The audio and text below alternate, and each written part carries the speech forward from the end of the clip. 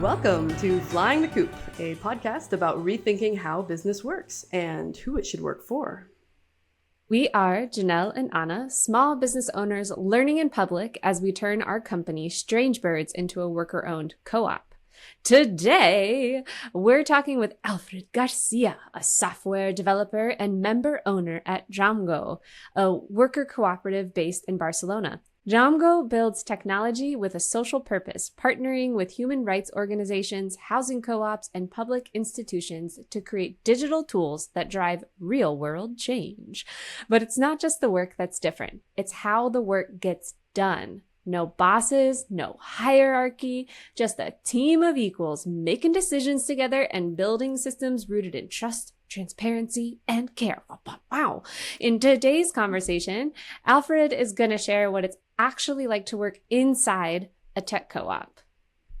So I've known Alfred for a full decade, and let me tell you, there's possibly no one on this planet that has co-ops as embedded into their DNA as Alfred.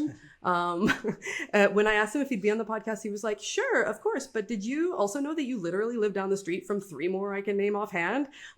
Barcelona, where Alfred and I live, is a city that's particularly well suited for co-ops. And we'll talk about why later in this conversation. So what inspired the creation of Jamgo back in 2011? The founders of Django were common workers in traditional companies. So when they realized of this power dynamics that all these bosses have over their workers, then realized that this was not the way that they wanted to make their living. So they started looking for alternatives. And then it was when they arrived to this idea of cooperative. No, they decided to create Jamgo. They were only 3 people, and they started. They realized that this was great because it was aligned totally with their ideals.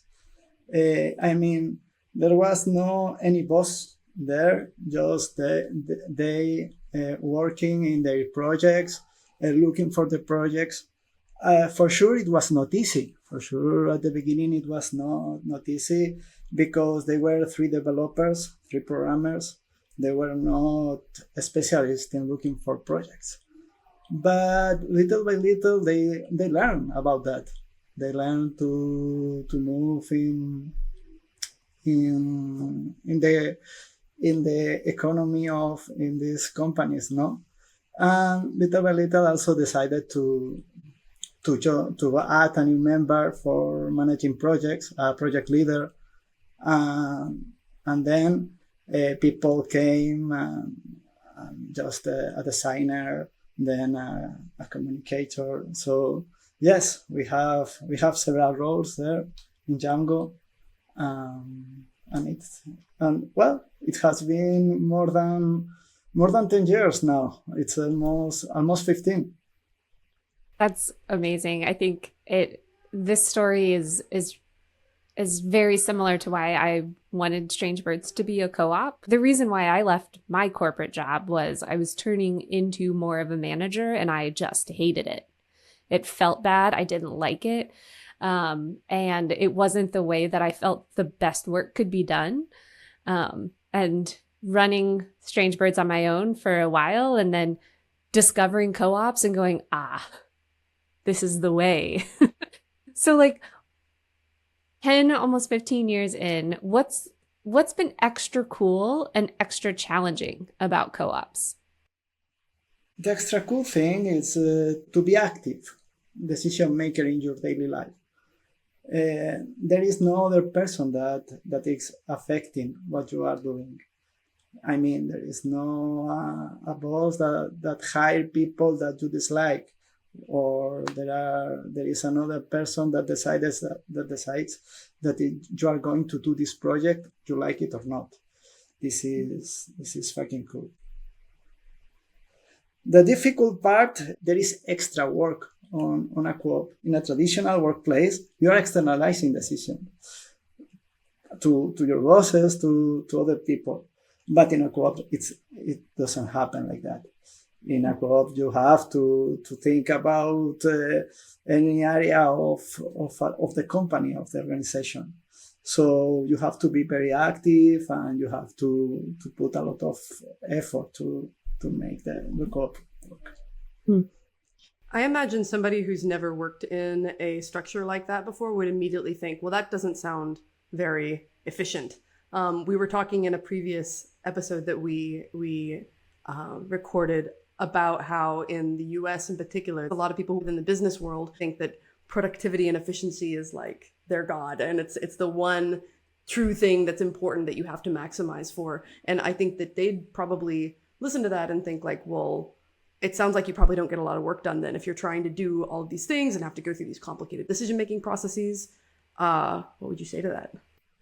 What we try to do is to maximize our well-being. So maybe we are not the richest developers in this world at all, but we can say that we are very happy. And if we are not the happiest, we are very close to that. We do what we like. We do in the way we like it to do it. We do with people that we like, and there is a lot of trust. So this gives you a lot of peace. In some states in the US, if you are officially registered as a co-op, you're actually a not-for-profit company, because it kind of what you're getting at here, right, is the intention isn't to make profit for the company, right? The intention is to make profit for the members, and profit doesn't have to be money. It can be happiness. It can be a good life, so I think it's a not so subtle shift. It's a pretty radical one. Let me add, Anna, to all these things that you said, that it's important to understand that co-ops is different in each country. I mean, they all depend on the law of the country, specifically of that country, and in the same way, every co-op has their own personality. I am talking about Django, but you could create your co-op and be totally different. Alfred, you and I talked a little bit, I think, in our prep call for this about how there's like a lot of co-ops in Barcelona, and I don't know if you have the context as to why. It's a ripe place for them to exist. Do you know why? I think it's because there is some culture here from when we had the Civil War. Barcelona was full of anarchists, and they organized themselves in cooperatives, and I think this has remained to nowadays. So maybe this is my idea, or this is what I want to believe, at least. Honestly, Janel, when you asked that question, I thought of it's probably the anarchists. Right? I want to dig a little bit more about, like you said, Django's personality as a co-op. Can you think about any work you've been able to do there, you have been able to do there, that's been possible because you are a co-op? Things that got done in a certain way that are facilitated by how you're structured? From outside, if you look at us, you could think that we are a common company of developers. But at the same time, if you look closer, you realize that all of our projects has some kind of human point of view, For example, we have projects with the Barcelona City Council for helping people with lower resources.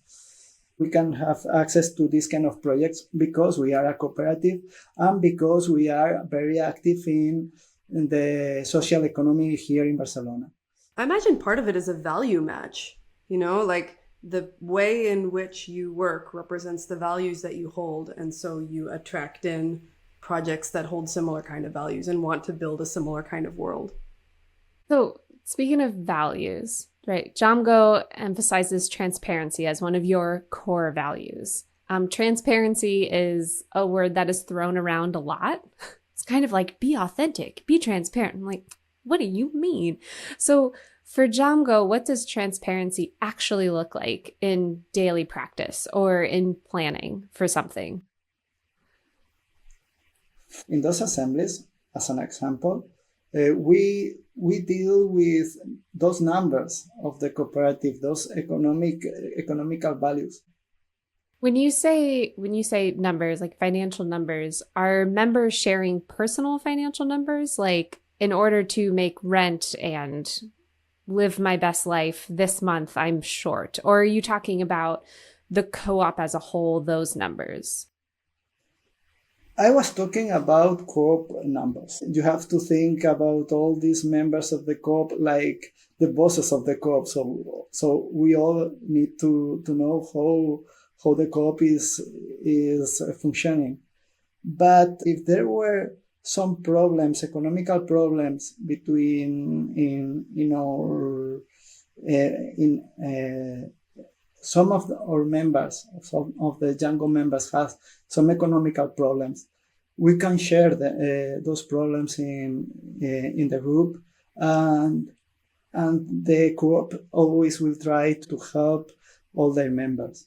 Am I remembering this right from like when we talked before that there's that people are paid the same in the co-op, but there is a supplement for people who have children? Yes, we all are earning the same amount of money at the end of the month.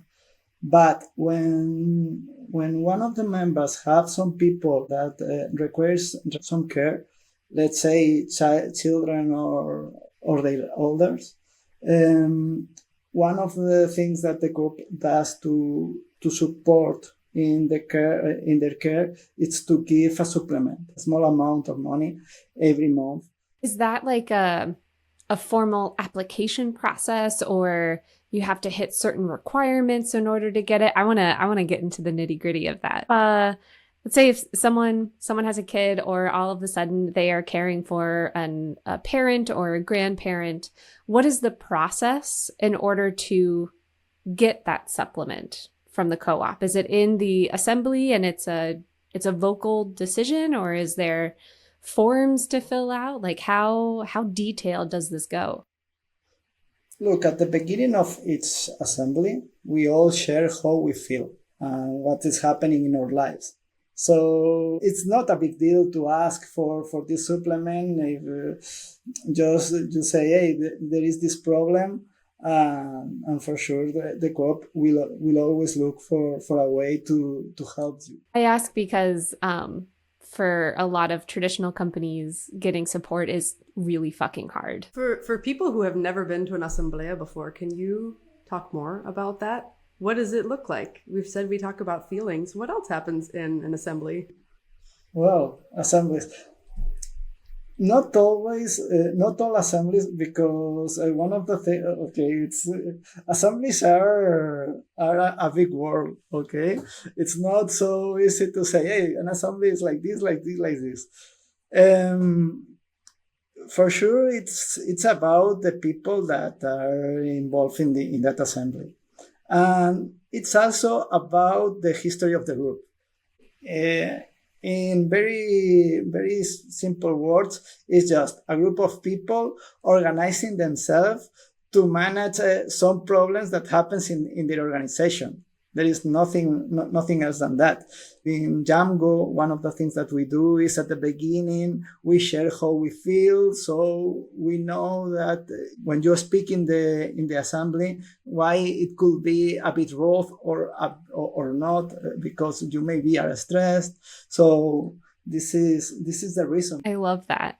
I think so often, especially in business conversations, when it comes to running a company, emotions are not welcome.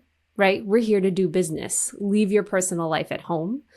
And in reality, it's not about work-life balance. It's just, this is life, and everything impacts everything else. Totally. Yes. Yeah. So Anna, should we change our weeklies to be called assemblies? Sure. Sweet. Can we call Right them now, asambleas? I'm a little reluctant to give up Phoenix and Hoatzin Unite, however. I mean, Those it can those just are our be, bird names, Alfred. it can be Phoenix and Hoatzin Assembly. Ooh, assemble. The Assemble. birds assemble. Oh, it's kind of like Avengers Assemble, like superheroes. Exactly. Okay, here we go. Yeah, We're we have done. to end it with an exclamation point. I'm in.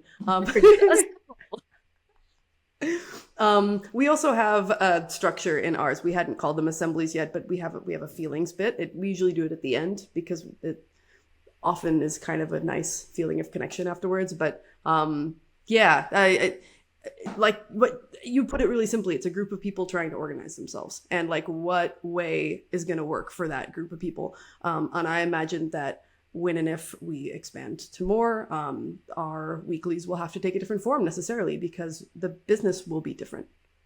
Honestly, I'm now convinced that our emotional check-in should be at the beginning.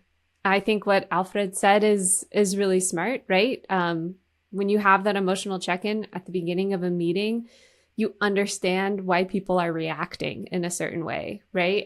You reminded me of another thing I wanted to ask you, Alfred, about feelings. I know that you think a lot about working and living your life in ways that are sustainable. I don't so much mean the green part of it, although I know you think about that as well, but like how you can do it in a way that's ongoing and healthy and avoid burnout. I would be really curious to know if there are structures within Jamgo that like are built to support this, or how you think about it. When you start feeling stressed in Jamgo, you just need to raise your hand, say it in the assembly, and if somebody has some gap in their agenda and can help you with the project, for sure this will happen. We all share projects. I mean, there is no big formula behind this. It's just the people trying to care for each other. No, What sure. happens when someone is consistently raising their hand that they're stressed? Like it's not just a one time I need help, but it's really frequent. Is there a different intervention that happens then to help them out? When this has happened, this is something that it's not only the person the ones that raises the hand. It's the group, the one that raises the hand and asks for the person how is feeling. And the group is actively looking for solutions for this situation. Because at the end, what we all want is that all the members in the group are feeling okay. For sure, when we talk about assemblies and to solve problems using in the way that assemblies work, it's slow. When the group tries to find a solution for that problem, it requires weeks and weeks to pass to find the solution. But yes, at the end, the group is taking care of the members. I like that you specifically called out this stuff takes time, not just in assembly, but in helping members get through a rough patch. I think that there's this horrible culture, especially in the United States, where sure, you can say you're overloaded, but tomorrow you better be great. Fix it today. You get 1 day of rest, come back tomorrow. And if this is a consistent problem, then you're probably fired or you're on probation or something, right? Where it's you need to figure it out. Your teammates can only help you so much. And if you can't handle it, that's on you, right? And I like that you called out that recovery from burnout, getting help over stress, it's never a quick fix, ever. Yeah. And maybe this is not something that has an end. I mean, when you have had a burnout, maybe you carry with that burden very long time in your life, because sometimes it's because you realize of something that inner dynamics of yourself, and it's something that it's not easy to solve. I have two thoughts. One is just about speed and remembering when I first landed at Strange Birds and was still in corporate mode. And Anna, you saying just like, Janelle, slow your roll. Everything is going to happen more slowly than you expect. And I remember hearing those words and just thinking, everything, what are you talking about? How can you know that? And you were right, as you normally are. And it's really stuck in my mind as that the pace of this is different because we choose for it to be different, because we think that doing work in this way is better for us in really tangible ways, because we want to build a business that cares for the people within it. And it sounds like Jamgo has much of the same ethos at its heart. So then there's the second thing that came to mind for me, is that if you are truly building a business for the people that are within it, it's going to be quite specific to the context and the character of the people that form the business. So, the thought that came to mind while you were talking about like how the asambleas work, and you're like, well, to a group of people trying to organize themselves, it's not as though we have intricate processes for every single thing that we do, because it's dependent on the people within it and where they are at each moment. So the goal is to build enough structure that can stretch around that and grow with that, right? Such that it continually makes sense for complex people and complex life. Does that sound about right? Totally, it sounds right, and just it's not that we adapt to that, it's that we celebrate all this complexity. We welcome all these kind of things. We celebrate that, and we really like that it's like that. So, if a traditional startup founder or an agency owner were listening to this interview, or what do you think they could learn most from how co-ops work? To know that people work better and work even more when they believe in what they are working for. And for me, that has been a game changer in my career. I mean, what I do now, it's what I believe, and I know that I am more performant now than I was before. And allow me to add also that when there is total transparency in your company, when you know what is happening, there is people involved even more in the company. They feel the company more like something that is from them. I remember when shit hit the fan at my corporate employer, feeling a kind of resentment, maybe. I think that's probably the right emotion. Feeling a resentment for the little scraps of information that I got and the fuller story that I didn't have access to, and all the decisions that were made that I didn't have access to, but still being asked to deal with the shit. And I think that's a pretty common feeling. And going out on, well, not entirely my own, going out arm in arm with the best business partner in the world, but doing our own thing in a way that not very many people are doing it, also invites a lot of feelings, a lot of up and down feelings. However, that resentment is never one of them. You know, and that can only be true through transparency and building a business based off of the values that you actually believe in. And I think celebrating the messiness of life. I love that you called it celebrating, right? It's not just you accept it. It's no, celebrating is an active, intentional choice of like, yes, bring in the kid. Yes. Talk about your garden incessantly. Yes. I strongly believe in horizontal hierarchies. So because this makes all of us to get involved in what we do. So yes, anything that comes from that, for me, it's something that I really love. I am living in a house co-op, and at the end, it's more or less the same thing. When we talk about housing co-ops and workers co-op, it's the idea is the same, that when we are in a group, the group is stronger than a person. It's more more powerful than just one individual. And as human beings, we have achieved more as groups than not as individuals, closing ourselves and doing things for ourselves. And this is one of the things that I hate most of capitalism, that idea that of isolating all the person, saying, okay, you are an individual, you work by yourself, all the rest of the world is competition, the rest of other companies are competition. And then you realize, when you work totally different, that life is easier.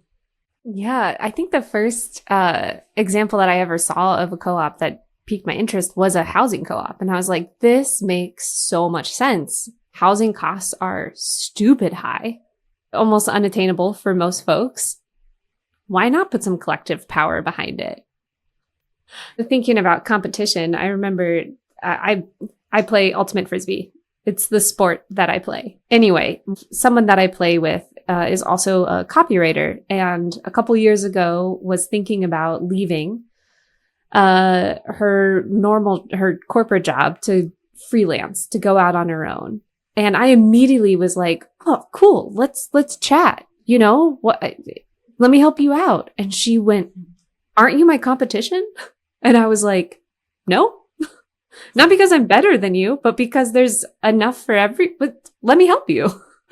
And it's so interesting of how folks respond to just, it's a community-based help versus, I think there's like a capitalist-based help that has all these strings attached, right? Well, because I help you, you owe me this, that, and everything else in your life, right? But rather this community support of, no, we're just doing it together. Yeah. Isn't that easy? I love that you said it's just easier. Yeah, and it's shameful that it's so root in our culture, you know? We think like that without realizing that how is in our way of thinking. Luckily, there are some little cells that are doing this cancer to this capitalism system, and little by little it will fall. I think there's a trust factor that gets in the way of more people giving collective ways of working, ways of living a go. I think people feel that if there's no one forcing people to be nice to me and help me, then they will not.